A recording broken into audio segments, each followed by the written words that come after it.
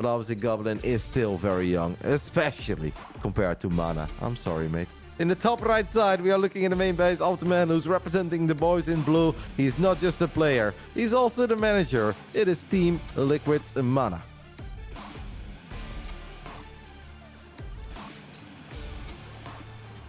And his opponent.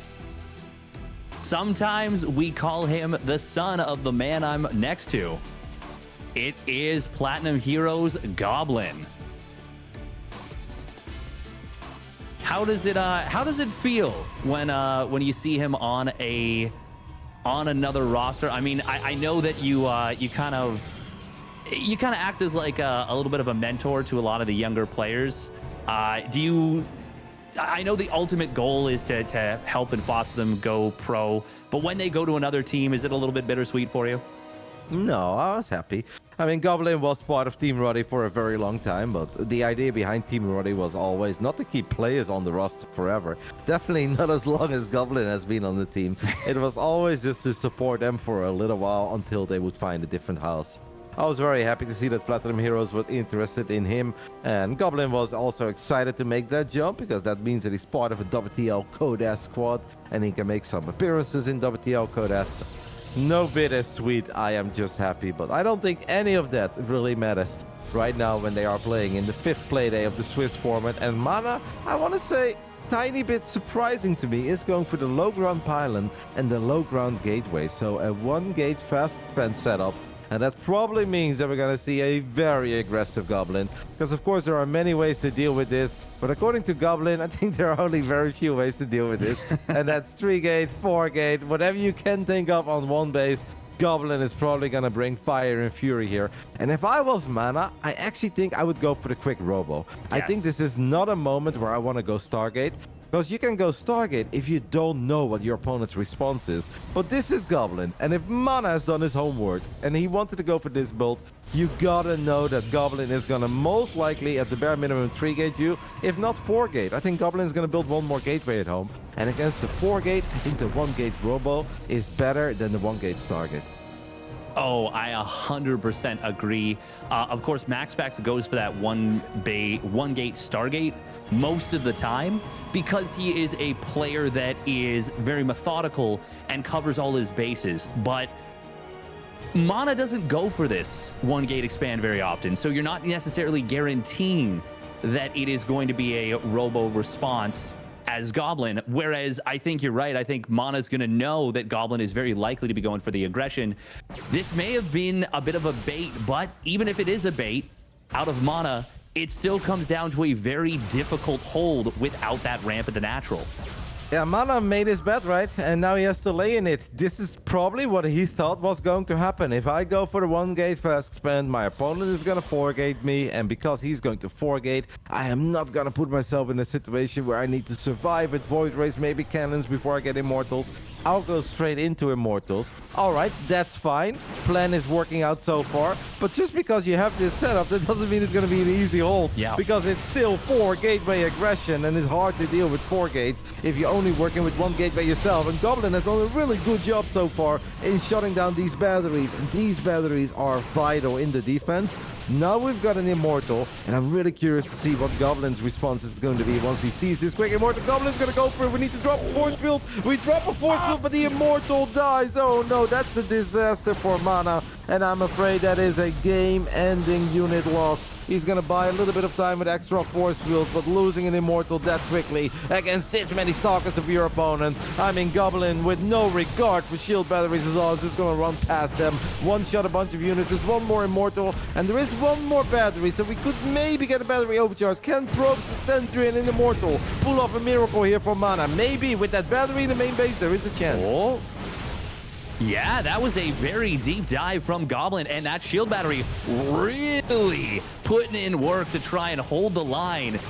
This pylon is a super important one at the natural. That is an Artosis pylon powering 2 batteries for the natural expansion. Even though they don't have battery overcharge available, I do think Goblin should continue to keep pushing. Once the second Immortal pops out, it feels like there is a way forward for MaNa maybe, but this is still so scary. And the addition of a Sentry is going to make it really difficult. That's a great force field. Traps the one Immortal in the front. But the shield batteries, they keep it alive for a while, and it does get some good value.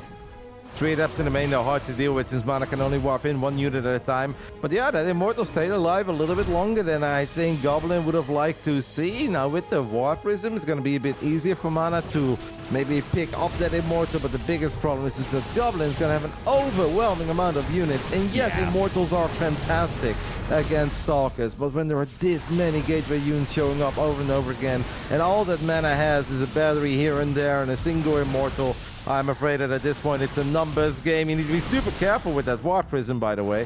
I mean, MaNa's doing whatever the hell he can, but I'm afraid that Goblin has already found a lot of damage, and he ain't slowing down anytime soon. I don't think there's a way for the Polish Valorant to stabilize here. No, not with Adepts being warped in. The supplies...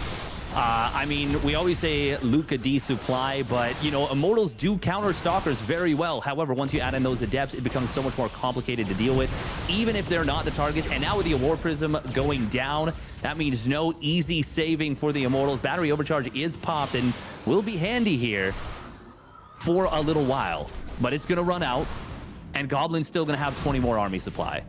Yep, and the Adepts are still active in the main base. They're winning the fight against the Zealot, and I think this is going to be it. These are the closing moments of Game 1 between Goblin and MaNa. There is absolutely nothing that MaNa can do here. Losing that first Immortal was the beginning of the end, or perhaps even losing the batteries, right? Because that's what it all started with.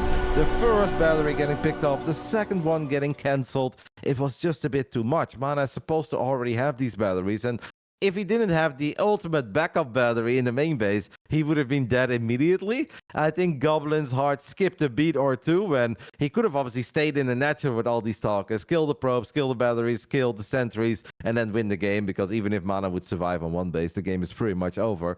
But Goblin's like, nope, I'm just going to run into the main base, I'm going to end it. Even if one Immortal pops, I'll kill it. And then suddenly he couldn't kill it because there was another battery. So that made it a bit scary. But it was just too difficult for MaNa in the end to really go somewhere, because the Adepts complicated things. You don't have the unit production that your opponent has. So how can you deal with all these Adepts that are shading all over the place, and you have to defend your natural, worry about force fields? It was just a bit too much. It was, for a moment, even when I looked at the supplies, until those Adepts got into the main base, I started to believe, like you said, that shield battery in the main base really felt like it could have been the start of a miraculous hold. But defending the 1-gate expand, there's a reason that we hold max packs in such elite regard for the ability to do it so consistently. You need to do everything so perfectly down to the second. And I think you're right with the fact that the loss of the first shield battery is what started that snowball, that avalanche effect. And it was just too much from there. Even with the great shield battery in the main base, it's so much to try and recover from. Yeah, it's incredibly hard to do the 1-gate fast expand and survive if you play Stargate. And the reason why people play Stargate is because you need to make sure that you know what you're up against. And also the build can be vulnerable against Oracle openings of your opponent. But since Goblin is not even really hiding the fact that he's going 4-gate, MaNa didn't have to go for the very difficult defense. And technically, I think with the 1-gate fast expand into Robo, it is a tough hold, as we just saw, right? It's not a guaranteed hold. MaNa lost. But that's honestly a whole lot more doable. He does not need to be max packs to stabilize on a couple of sentries and a couple of Immortals. It's just that MaNa lost the batteries way quicker than he was ever supposed to. And because of that, that first Immortal was suddenly vulnerable. It's not supposed to be vulnerable. And MaNa was like, okay, do I go out a little bit? Do I try to get a couple of shots off? Drop the Desperation Force Food, but it was just barely not in time. The final Stalker shots traveled across it, and I think that was kind of the beginning of the end. I think it was doable. The man basically got what he was looking for. We are looking at his main base. His BO is zooming in on that Nexus over and over again. He got the scenario that he wanted. Unfortunately, the execution let him down. He's down 0-1. The manager from Team Liquid, from Poland, it's MaNa.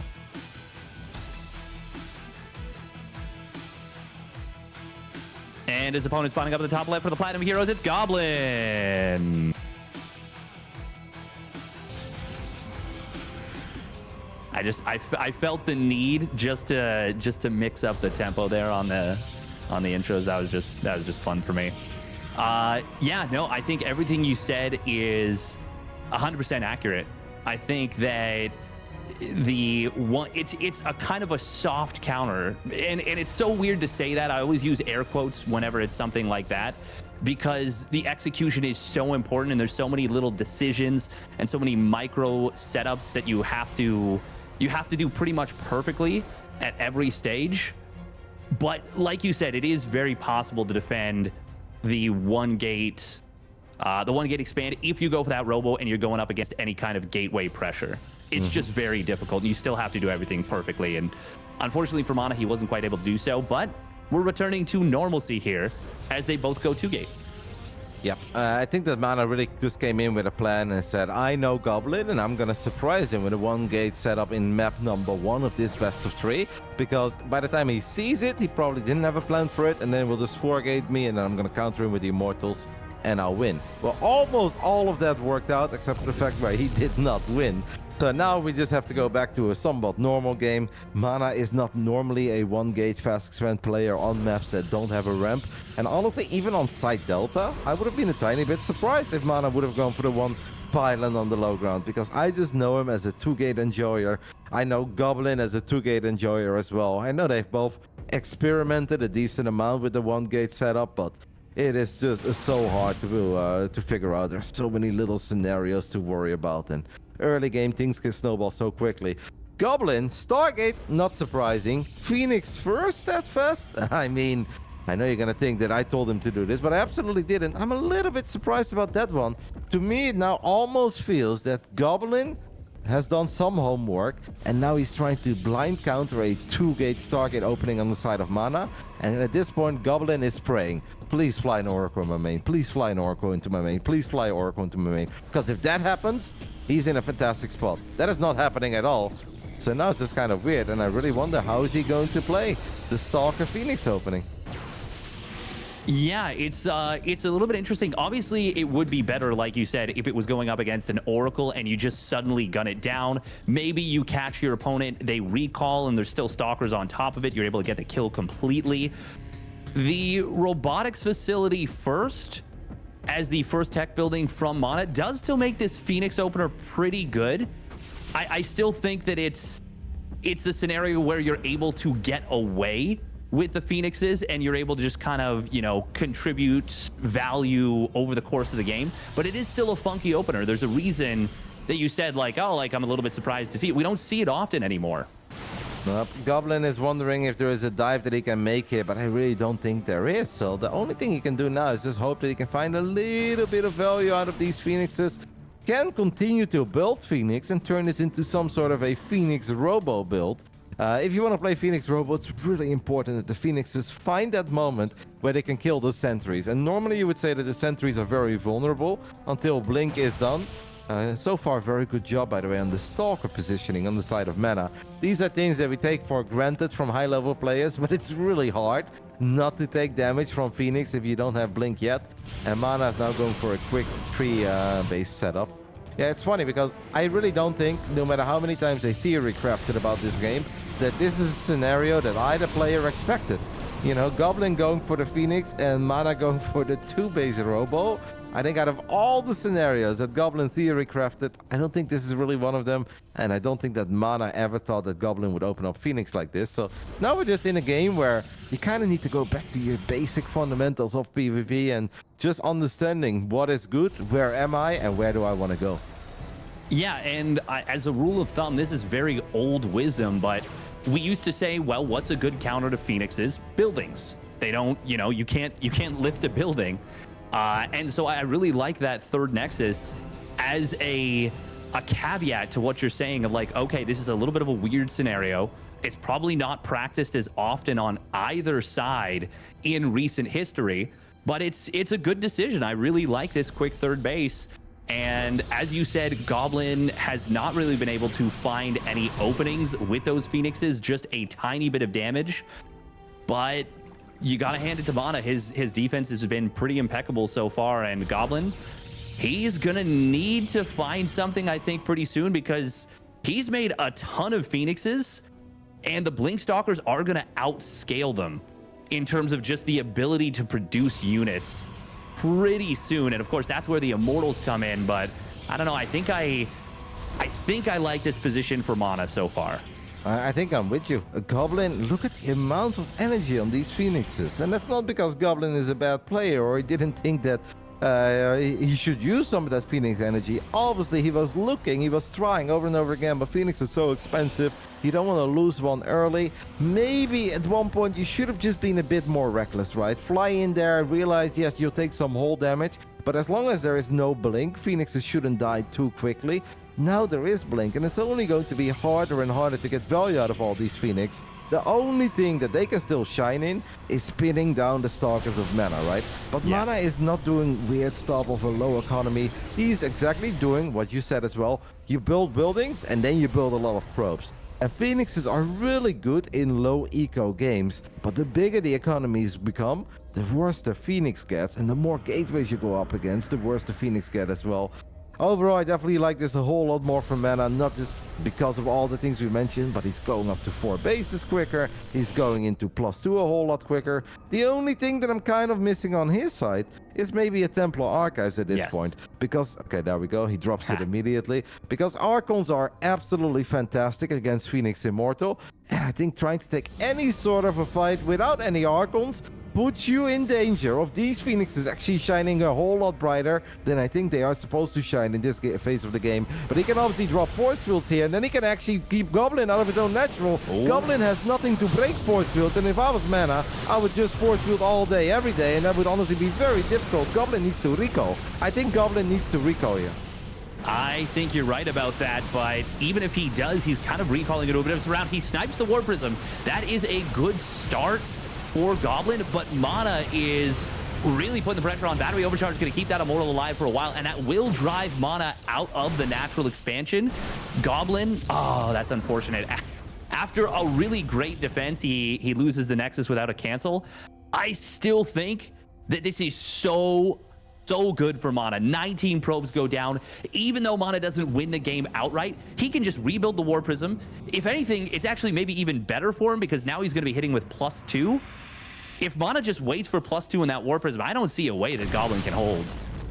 Nope, MaNa picks off a sentry as well. It looks very, very dire for Goblin. If I was MaNa, I would just get a cannon and a battery at home right now. But MaNa seems to be full of confidence that he can just end it. I'm not saying he's wrong, but just like that other game, it's not totally necessary for MaNa to be the aggressor here. But maybe once he sees all the Phoenixes on the other side of the map, he's like, to hell with it. I've got a bigger army. I'm ahead in upgrades. I do think it's necessary to attack here. I'm going to end it. Something he should have done the previous fight, by the way, is take out that battery immediately. This time around, that is what we start off with. Here we go. It's a lot of Zealots and Archons. Battery Overcharge is a bit scary there, though. That is the one thing that could help out Goblin here a decent amount. But the problem is that his Immortals are fully surrounded by Zealots, and Goblin actually had to kill his own pylon there because he was stuck. He couldn't micro back. MaNa just has an overwhelming amount of units, and the Phoenixes show up a day late and a dollar short. GG gets called, and the man who just keeps on surviving survives again in the ESL Europe Regionals and sends us into a game 3. Yeah, it's that survival buff. You know, he needs the threat of elimination to bring him online fully. It seems like because well, he's doing pretty damn well on elimination point here, and we're going to our first game 3 of the day. Is that right? No, we had one. I think we had one. Did we have one? Okay. Oh, no, wait. enough. There was one game where I really thought we were going into game 3, but then we actually didn't. So I think you might actually be right. Nice. Running a little. Yeah, so both players pulling out all the stops. A lot of tenacity being shown by MaNa and some really great decision-making under the gun. I think building that 4th base specifically was a really calm, methodical move. And even though he wasn't able to end the game with that attack into the natural, he got game-ending damage. And just calmly hold positions his units, doesn't overcommit, backs off when he loses the War Prism. Really methodical play and very cool as a cucumber stuff from the Polish Protoss. Yeah, you're spot on, by the way. It is the first time that we are entering game 3 today. I remember thinking of it as well. It's like a bunch of 2-0s, and then we had the ZVZ, and I was like, oh, okay, I think me and Mike was like, kind of dead because he has droned a decent amount. He's dropping a Spire and he's being all into of less drones, but way more roaches. I was like, at least we get a game 3. So I had game 3 on my mind. But then we never got the game 3 because Gogo Joey just could not kill me or Micah. So in the end, made it look rather easy. So for the first time today, finally, long have we waited, but it's here. Game 3, final round. Winner goes into the playoffs. Loser is eliminated in the groups. And here we go, spawning down in the bottom right for Team Liquid. He needs your energy. It is the original Polish Protoss player, MaNa.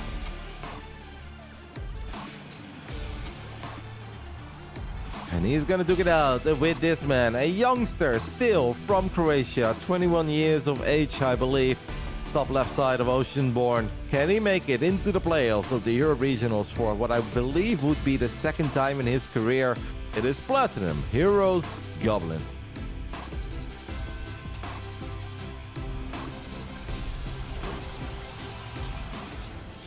And I really hope we see MaNa just kind of keeping it cool and staying calm, because he looked damn good in game number 2. And I really am glad that we're not seeing the 1 gate from him. I think you're right in that he was kind of trying to force the response in game number 1. Didn't quite work out for him, but game number 2, he just played super calm, never overcommitted, never attacked in, which is what Goblin clearly wanted, and never left an opening for the Phoenixes. That was just a great game. Yeah, now you're supposed to struggle a little bit if you go up against a couple of very quick Phoenixes, and especially if you drop any building that is not a Twilight, so your blink is delayed. I'm glad I didn't say it this time, but I would normally say, these Phoenixes will find some damage. That is inevitable. Because if you don't have blink, Phoenixes are really tanky. It's not like, 3 shots of a Stalker and the Phoenix dies. Like, no. Phoenixes can absorb a decent amount of damage. Should Goblin have taken a tiny bit more risk with his Phoenix until blink was online? I would say yes. Like, sometimes, even if yes, you're going to lose more than shields, right? You'll take some hull damage on the Phoenix, that's annoying. But I think it is worth it if you can, in return, kill 4 or 5 probes, or you take out 2 sentries. Like, a lot of those things would have absolutely been worth it. To see 6 or 7 Phoenix almost maxed out on energy in an 8-minute game, yeah, that's when you know the Phoenix opening has not worked out, because they are not supposed to ever sit on that much energy. Absolutely not. No, they are absolutely looking to dive in. And there was one moment where he dove in with the Phoenixes. He took a bunch of hull damage, but I think he got 1 or 2 probes. But like you said, he only did that once. And if you're only doing that once, and he did it rather late, not like with the first 3 or 4 Phoenix, I think it was with 5 or 6 of them.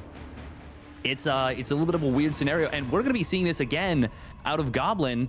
This time it was Stalker Adept, but wait a minute, he just lost the Adept in the middle of the map. Yeah, on the top side somewhere. Oh, top side somewhere, okay. Yeah, so it was Stalker Adept out of Gobbo. A little bit of a different setup, but he's going for the Phoenix once again. Yes, no, it's a slightly different start, but in the end, it's the same scenario. Where I said last game, I think it's a very unique scenario. I'll say it again, like, I'm just not that familiar with these 2 builds clashing at a very high level. Obviously, I am a Phoenix enjoyer myself, and once in a while I'll go up against this, but if anything, this scenario would make me happy as Phoenix player, even though it didn't go Goblin's way, because that means you don't have to worry about quick blink. Now, the Robo is not all bad, because what the Robo can do is allow you to build an Observer or 2, as Bio is focusing on as well, and rightfully so. Stalkers having blink is awesome, but what perhaps is even more awesome than Stalkers having blink is knowing where the Phoenixes are coming in from, and that's where you can position your Stalkers even without blink in the correct spot. But I really hope that Goblin has learned from his mistakes and realized that you need to be a bit more adventurous and just a tiny bit more reckless with the Phoenix. Yes, the Stalkers will probably be in the right spot because of these Observers, but once you are past them, they can't catch up, because Phoenixes are so much quicker than Stalkers without blink, and Goblin needs to find early damage, and this time around finds 3 probes. Well, MaNa was only on 39, so that's the start stat fast, but I really do think for all of this to be worth it, because Phoenix are great, but are very expensive. You need a bit more, and this is already more. You get another probe, and you delay that third base. Now I feel like Goblin is going somewhere with the Phoenix opening. Yeah, that's definitely something. Oh, and he's going to get another delay onto this third base. Ooh, good job from MaNa, though. Nice target fire. Able to grab that one Phoenix that went for the lift. Is that worth it to lose the Phoenix to delay the third like that? That's expensive, but I don't know. Like, it is expensive. You're the Phoenix expert. It is, yeah, exactly. Now it's hard. It's a 50-50 scenario where it is really good to get another probe. It's really good to get an even bigger delay on the third base. Losing a Phoenix is not good, but I'd rather see this a bit more adventurous, a bit more high. Oh my goodness, by the way, Goblin is natural. Could be in a bit of trouble. We could get a couple of force fields here, and don't forget that the Phoenixes have used all their energy. Goblin is in trouble here because he has played it greedy on his side of the map, and the force fields are causing a lot of issues here. So the Immortal dies, the Battery dies, another Stalker dies. Oh, Goblin is in trouble, just not having a whole lot at home. Forced to pull the probes now, but MaNa, don't forget, is about to get Blink. So we're looking at a whole bunch of Stalkers with Blink versus Stalkers without Blink, and that's where the Phoenixes need to show up and to force these units into a fight. But that was a disaster for Goblin. Goblin lost track of the army, didn't know that he was being attacked, was not ready to receive the attack, and Steadfast, this could very well be the end. We do have one Big Daddy Immortal show up, so that is good. Maybe MaNa should just go home and be happy, but he's not gonna do that. He's gonna blink forward, snipe the Immortal. MaNa just wants to end it. He's up 17 workers, and I think he is ending it. I think so too. This looks like that is the beginning of the end. We've already got proxy pylons, slow warping stalkers, and shield batteries. Old man